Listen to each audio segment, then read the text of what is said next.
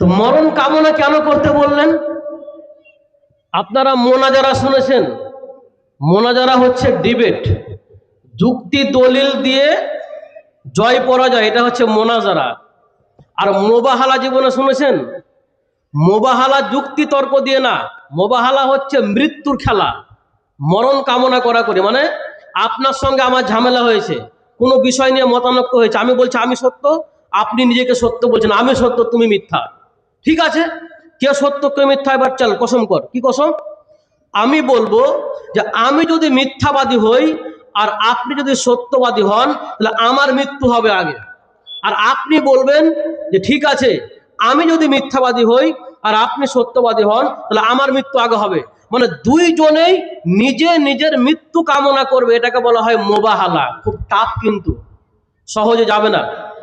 কোনো মিথ্যা কথা বলে চট করে কোরআন নিয়ে যদি বলে কোরআন নিয়ে কসম খা, খেয়ে নেবে। চল মসজিদ চল, মেহরাবে উঠে কসম খা, কোনো ব্যাপার না, খেয়ে নেবে গিয়ে। কিন্তু যখন বলা হয় মোবাহালা কর, মৃত্যু টাক, তখন কিন্তু বেঈমান হলে পরে মৃত্যুকে মা আগে তো শেষ হয়ে যাবো, সব ধ্বংস হয়ে যাবো, না, এটা কিন্তু যাবে না। তো ইহুদিরাকে আল্লাহ চ্যালেঞ্জ করে বলছেন, আমি মোহাম্মদ, ওরা যে নিজেদেরকে আল্লাহর বন্ধু মনে করে, ওদেরকে বলো যে সত্যবাদী যদি হয়ে থাকো, একমাত্র আল্লাহর বন্ধু হয়ে থাকো, তাহলে মৃত্যু কামনা করো, কত বুকের পাটা আছে। সত্যবাদী হলে মৃত্যু কামনা করো না। ওয়ালা ইয়াতামান্নাউনাহু আবাদাম বিমা কদ্দামাত আইদিহিম, তারা কখনোই মৃত্যু কামনা করতে পারবে না। কেননা তাদের যা চরিত্র, তাদের পূর্বের যা চরিত্র, তাদের হাত দ্বারা যা কিছু কামাই করেছে, এটা তারা খুব ভালোভাবে জানে। অতএব তারা কখনোই মরণ কামনা করতে পারবে না। মরণের মোবাহালায় রাজি হবে না ইহুদিরা। কিন্তু আল্লাহ বলছেন, তুমি মরণ কামনা করো আর না করো, মৃত্যু চাও আর না চাও, মরণ তোমাকে গ্রাস করবেই করবে। নবী মুহাম্মদ, এবার বলে দাও, আচ্ছা কেউ কি মরতে চায়? কেউ মরতে চায় না। একজন ব্যক্তি অসুস্থ হয়েছে, বয়স 60-65 বছর বয়স হয়ে গেছে, ডাক্তারে বলছে আপনি আর বাঁচবেন না, হয়তো বা 10-15 দিন বাঁচতে পারেন, কিন্তু আর বাঁচবেন না, এরপর আপনার 5 লাখ টাকা খরচ হবে।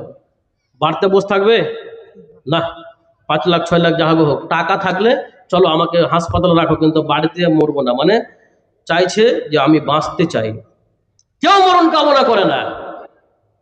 স্বামী স্ত্রী নতুন বিবাহ হয়েছে, বিবাহ হয়ে বাসর রাত্রিতে গল্প করছে, তো গল্প করতে করতে গভীর রাত, চারিদিকে কোনো শব্দ নেই, সব স্তব্ধ, বন্ধ, কোনো আওয়াজ নেই। তো স্বামী ওর স্ত্রীকে বলছে, তুমি আমাকে ভালোবাসো? হ্যাঁ, আমি তোমাকে পৃথিবীতে তো বালু আছে, বালু কণার চেয়ে বেশি ভালোবাসি।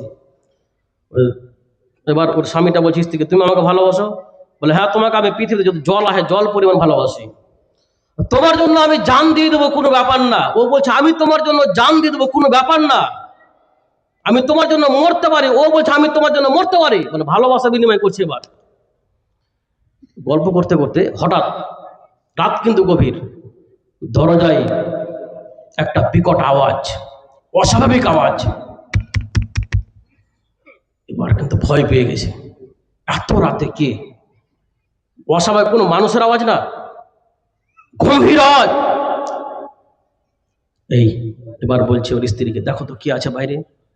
বলছে না, আমাকে ভয় লাগছে, আমি যাব না, তুমি যাও। বলে আমাকেও তো ভয় লাগছে, আমি যাব না। আর একই ব্যাপার। বলে যাও না, দেখো না। বলে না, আমি যাব না, আমার ভয় হচ্ছে। স্বামী ভাবছে আরে ব্যাপার কি, এখনই বললাম যে তোমার জন্য জান দেবো, তাহলে জান কি এখনই বেরিয়ে যাবে নাকি রে ভাই?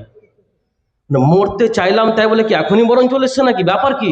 স্ত্রী ভাবছে আরে আমিও তো বললাম যে তোমার জন্য মরে যাবো, তাহলে এত ভয়, তাহলে কি মরণ কি চলে এসছে নাকি? বলতে চাই পৃথিবীর কোন নাফস মরণ চাই না, মৃত্যুকে কেউ সাদরে গ্রহণ করতে চাইবে না।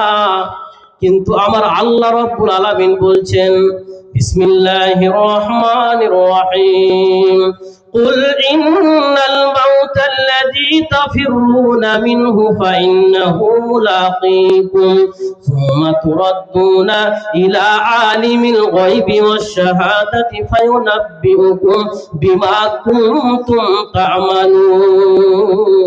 হে মুহাম্মদ তুমি বলে দাও নিশ্চয় তোমরা যে মরণ থেকে পলায়ন করতেছো, তোমরা যে মরণ থেকে পলায়ন করছো সেই মরণ থেকে পালিয়ে তোমরা বাঁচবে না, অবশ্যই অবশ্যই মরণ তোমাদের ধরে ফেলবে, অবশ্যই মরণ তোমাদের সাথে মোলাকাত করবেই করবে। মরণ তোমার সাথে মোলাকাত করবে, তুমি মরণের সাথে মোলাকাত করবে এটা কিন্তু আল্লাহ বলছেন না। কেন? কেউ তো মরণের সঙ্গে মোলাকাত করতে চায় না। তুমি মরণের সাথে মোলাকাত করো আর না করো, চাও আর না চাও, মরণ তোমার সাথে মোলাকাত করবেই করবে। বাঘ যেমন শিকারীর পিছনে ধাওয়া করে, আপনার রিজিক যেমন আপনার পিছনে ধাওয়া করে 24 ঘন্টা প্রতিনিয়ত, মৃত্যু আপনার পিছনে সর্বদাই ধাওয়া করে। এই যে এখন আপনি চেয়ারে বসে আছেন, আপনাকে এখনো মরণ ধাওয়া করছে। এই যে আমি কথা বলছি, আমাকে এখন মরণ ধাওয়া করছে আমার পিছনে।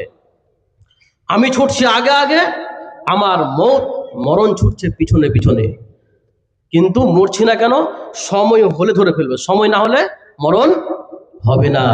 মরণ যথা সময়ে হবে। প্রথম পয়েন্ট মাথায় রাখবেন, মরণ হবেই, হবে না, হবেই, কোনো সন্দেহ নেই। 2, মরণ যথা সময়ে হবে, আগে পিছে না। মরণের সময় না হলে আপনি মরতে চাইলেও মরতে পারবেন না, আর মরণের সময় হয়ে গেলে আপনি বাঁচতে চাইলেও বাঁচতে পারবেন না। পৃথিবীতে একজন ব্যক্তি, তার ইতিহাস আপনাকে বলি। মাইকেল জোসেফ জ্যাকসন, নাম শুনেছেন আপনারা নিশ্চয়, যারা যুবক এরা খুব ভালো চেনে, অনেকে তার ফ্যান ফলোয়ারও আছে। তো মাইকেল জোসেফ জ্যাকসন একজন আমেরিকান শিল্পী, গীতিকার, নাট্যকার, খুব স্মার্ট মানুষ। একাধিকবার লিঙ্গ চেঞ্জ করেছে, মানে ছেলে থেকে মেয়ে হয়েছে, মেয়ে থেকে ছেলে হয়েছে, বিখ্যাত মানুষ। তো মাইকেল জ্যাকসন সে তার একটা প্রত্যাশা রেখেছিল যে আমি 150 বছর বাঁচতে চাই। কত বছর? 150 বছর আমি বাঁচতে চাই। এবং তার এই যে আশা, এইটা সে পূরণ করার জন্য বেশ কিছু প্রস্তুতি নিয়ে চলতেন। কিভাবে চলতেন? যখন খাবার খেতেন, খাবার সর্বদা ল্যাবে চেক করে খেতেন, মানে খাবারের মধ্যে কোনো জীবাণু আছে না নেই চেক করে খেতেন। কারোর সঙ্গে হাত মিলাবার সময় হাতে দস্তানা ব্যবহার করতেন, খালি হাত মিলাতেন না। এবং সর্বদা পাশে 12 জন করে ডাক্তার রেখেছিলেন, যেখানে যায় ডাক্তার সাথে আছে, মানে কিছু হলেই যেন সঙ্গে সঙ্গে ট্রিটমেন্ট পেয়ে যায়। শুধু তাই নয়, অগ্রিম ডোনার রেডি রেখেছিলেন, টাকা দিয়ে কিনে নিয়ে, যাই তোকে এত টাকা দিলাম, যদি আমার কখনো কিডনি লাগে তুই আমাকে সঙ্গে সঙ্গে কিডনি দিবি, চোখ লাগে চোখ দিবি, যা লাগে দিবি। টাকা দিয়ে অগ্রিম ডোনার ক্রয় করে রেখেছিলেন মাইকেল জ্যাকসন। কিন্তু এত বিখ্যাত মানুষ, এই নলেজটা নাই যে মরণ আসার জন্য কোনো দরজা লাগে না। আত্মাকে কিডনির মধ্যে থাকে, আত্মাকে হাতে থাকে, এই নলেজটুকু নেই। মাত্র 50 বছর বয়সে, মানে কত বাকি? 100 বছরই বাকি। মাত্র 50 বছর বয়সে মালাকুল মউত এসে হাজির। তোমার 150 বছর আর বাঁচা হলো না। মাত্র 50 বছর বয়সে মেডিসিনের সাইড ইফেক্টে, ওষুধের পার্শ্ব প্রতিক্রিয়ায় পৃথিবী ছেড়ে চলে যেতে হলো। আল্লাহ চ্যালেঞ্জ করছে, মাইকেল জ্যাকসন কেন, পৃথিবীর আরো যে কোনো ব্যক্তিত্ব, তুমি চাইলে তোমার ইচ্ছা মতো পৃথিবীতে বাঁচতে পারো না। আমি আল্লাহ তোমার জন্য যেই সময় নির্ধারণ করে রেখেছি, তোমাকে ওই সময়েই মরণ হবে তোমার, তোমাকে মৃত্যুর স্বাদ গ্রহণ করতে হবে। আল্লাহ চ্যালেঞ্জ করে বলছেন। এবার কি বলছেন? ওয়ালিকুল্লি উম্মাতিন আজালুন ফাইদা জাআ আজালুহুম লা ইস্তাখিরুনা সাআতাও ওয়া লা ইস্তাকদিমুন। প্রত্যেক জাতির জন্য নির্দিষ্ট সময় রয়েছে, প্রত্যেক জাতির জন্য নির্দিষ্ট সময়কাল পর্যন্ত অবকাশ রয়েছে। যখনই নির্দিষ্ট সময় হয়ে যাবে তখনই মরণ ধরে ফেলবে। সময় হলেই মরণ গ্রাস করবে। সময়ের বাইরে হবে না, আগেও হবে না, পরেও হবে না। এক মুহূর্ত আগেও হবে না, এক মুহূর্ত পরেও হবে না। মরণ অবশ্যই নির্ধারিত সময়েই হবে। এরকম গল্প অনেক শুনেছি জীবনে। বলে ভাই জানো, আমি মরতে মরতে বেঁচেছি গো।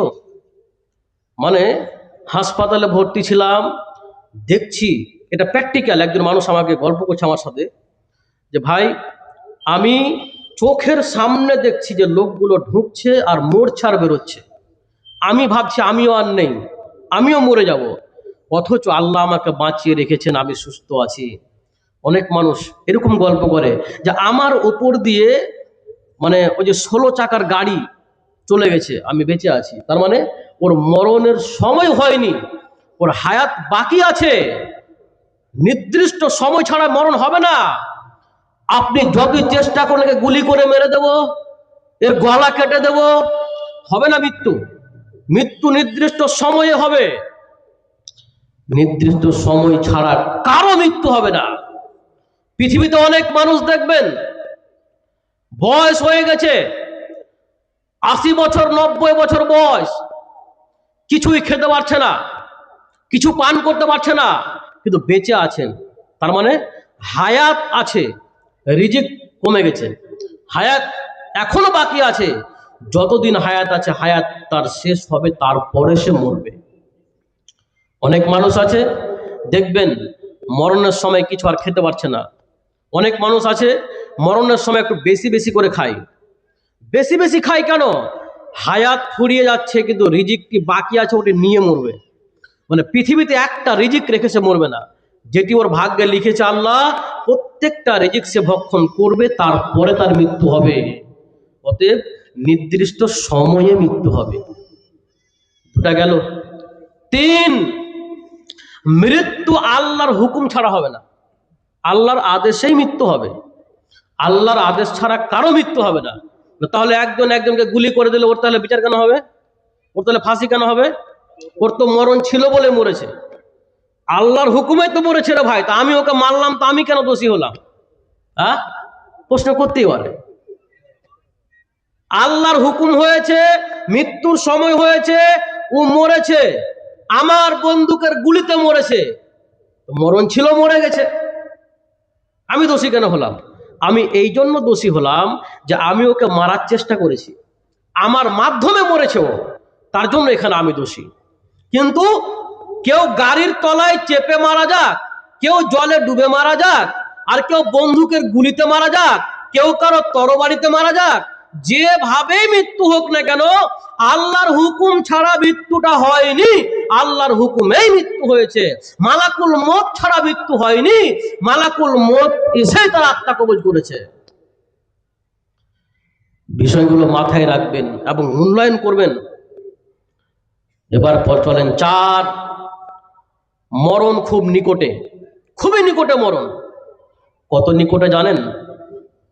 এত নিকটে মরণ সব সময় আপনাকে ধাওয়া করতে থাকে। মরণ কত নিকটে আপনাকে একটা হাদিস শোনাই এবার। عن عبد الله بن عمر رضي الله تعالى عنهما قال أخذ رسول الله صلى الله عليه وسلم بمنكبي। আব্দুল্লাহ ইবনে উমর রাদিয়াল্লাহু তাআলা আনহু বলেন, রাসূলুল্লাহ সাল্লাল্লাহু আলাইহি ওয়াসাল্লাম একদিন আমার 2 বাহুকে ধরলেন, 2 কাঁধে হাত রাখলেন এবং বললেন, কুন ফিদ দুনিয়া কান্নাকা গরিবুন আও আবিরু সাবিল। হে ইবনে ওমর শোনো, তুমি পৃথিবীতে এমন ভাবে বসবাস করো যেন তুমি একজন মুসাফির অথবা তুমি একজন পথিক পথচারী, এমন ভাবে তুমি পৃথিবীতে বসবাস করো। পৃথিবীতে এটা আশা রাখিও না বাড়ি গাড়ি জমি জায়গা টাকা পয়সা কোটিপতি ব্যাংক ব্যালেন্স জমি আমি পৃথিবীতে চিরস্থায়ী হয়ে যাব না, বরং পৃথিবীটা ক্ষণিকের জন্য। মনে রাখো যে আমি একজন মুসাফিরের মতো। মুসাফির রাস্তায় চলতে চলতে কোনো একটা গাছের নিচে কিছুক্ষণ বসে বিশ্রাম নেয়, 5 মিনিট 10 মিনিট বিশ্রাম নেওয়া হয়ে গেল, গাছের তলা ছেড়ে ছায়া ছেড়ে আবার সে নিজের পথে চলে গেল। আমরা পৃথিবীতে সবাই মুসাফির, পৃথিবীতে ক্ষণিকের জন্য আমরা মুসাফির এসেছি। আমরা কিছু সময় থাকবো, সময় হলে আমরা সেখান থেকে বেরিয়ে চলে যাব। পৃথিবীতে কেউ চিরস্থায়ী নয়। ওয়াকানা ইবনু উমার ইয়াকুলু ইদা আমসাইতা ফালা তানতাজিরিস সাবাহা। ইবনে উমার বলেন, যখন তুমি সন্ধ্যাবেলায় অবস্থান করবে, সন্ধ্যাবেলায় থেকে তুমি সকালের আশা করিও না, সন্ধ্যাবেলা থেকে সকাল তোমার হবে এটা তুমি ভাবিও না। ওয়াইদা আসবাহাতা ফালা তানতাজিরিল মাসাআ, যখন তুমি সকালবেলাতে অবস্থান করো তখন তুমি খবরদার সন্ধ্যার আশা করিও না। মানে সকাল থেকে সন্ধ্যা নাও হতে পারে, সন্ধ্যা থেকে সকাল নাও হতে পারে, এর মধ্যেই তোমার পৃথিবী ছেড়ে চলে যাওয়ার সময় চলে আসতে পারে, তোমার মরণ হয়ে যেতে পারে। সকালবেলায় সন্ধ্যার আশা করিও না, আর সন্ধ্যাবেলায় সকালের আশা করিও না। আমরা আজকে মনে করি, আমাদের চরিত্র বলে যে জীবনে মরবো না, মরণ বলে মনে থাকেই না।